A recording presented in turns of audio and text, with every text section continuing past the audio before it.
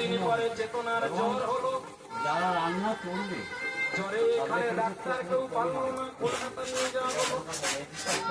কলকাতায় হলো না, চেন্নাই নিয়ে যাওয়া হয়েছে।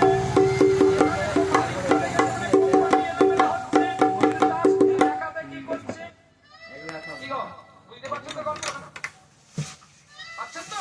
ধর্ম আছে না হয় তাহলে বিবেক আর মনুষ্যত্ব নিয়ে গেছে ছেলে চেতনাকে নিয়ে নাস্তিমুক্তের আপনার চেন্নাই সেখানে গিয়ে ব্লাড টেস্ট করতে হচ্ছে, এটা ওটা টেস্ট